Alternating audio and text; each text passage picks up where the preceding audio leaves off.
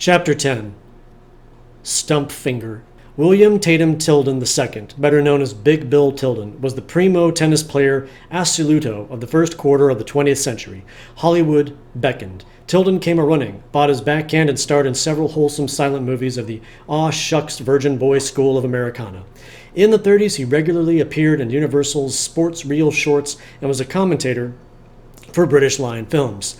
Though a whiz on the court, Big Bill was so pathologically shy, weirded out by mother, that he never stripped in the locker room or shower.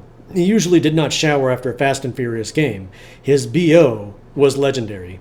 Oh, God. The rank goats sleeping from Tilden's armpits were enough to make women faint at a distance of 50 feet. If he had any best friends, they didn't tell him. His ma, Selena, was bent on feminizing him, and she called him June until he was 18. He grew up unarousable by men or women. Boys were Bill's devotion and his undoing. Tilden pretended to pursue some of Hollywood's most famous female stars. At the time, he found himself surrounded on the courts by a bevy of fresh-faced ball boys, prepubescent Ganymedes in clinging white seersucker shorts. One astute observer at Wimbledon remarked, "Looks like Tilden's got himself a harem." Turning page of ball boys. That's a good build-up. The observer in question was Vladimir Nabokov. Years later, Bill turned up as Ned Lightham, Ma Tilden backwards, as Lolita's tennis teacher in Nabokov's classical novel of heterosexual child dalliance. Tilden was the toast of celebrity courts in Hollywood in the 20s. He played with Valentino, Louise Brooks, Ramon Navarro, Clara Bow, and Chaplin. At age 29, an infected fingernail led to an operation during which the tip of the middle finger of his serving hand was amputated. It did not affect his game, but it provided him with a new nickname. Stinky suddenly became Stump Finger. As often happens with amputees, the missing part, Tilden's stumpy middle finger, became eroticized. Big Bill's sex life was in his fingers. His mama's hysterical hang-ups had made him impotent.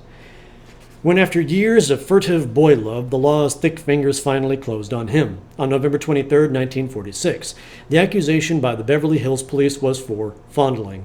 What the officers had glimpsed through the window of Tilden's parking car was a handjob administered to a willing kid. Big Bill later testified, quote, "I met one lad on the court who showed unusual promise. Somehow we drifted into a foolishly schoolboyish relationship. Coming home from Lassie Come Home at the Wiltern, we indulged in horseplay." End quote.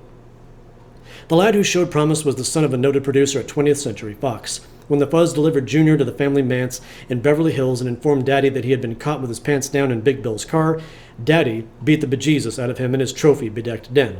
Years later, in a scene right out of King's Row, Junior took his revenge when he slapped his father's corpse in a forest lawn slumber room.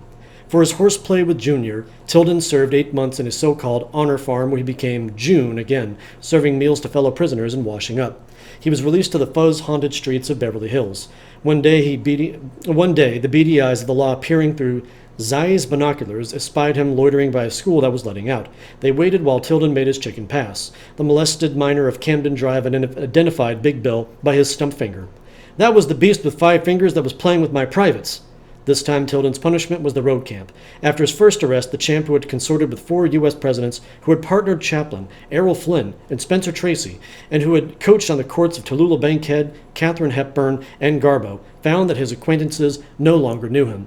After his second arrest, no friends at all remained. He was penniless. His mother had been eaten up by endless legal fees. His last remaining bucks disappeared in a disastrous investment in a 1940s stage revival of Dracula, in which he played the lead, a role with which he identified. On June 5, 1953, he died of a heart attack and was found in his modest apartment on a seedy side street, lying on his bed fully clothed with a few bucks in his pocket. Big Bill died of a broken heart, abandoned by the high and the mighty. His body was removed to Philadelphia, where he was buried at his mother's feet. And that is the end of that short and kind of gross chapter. Thank you.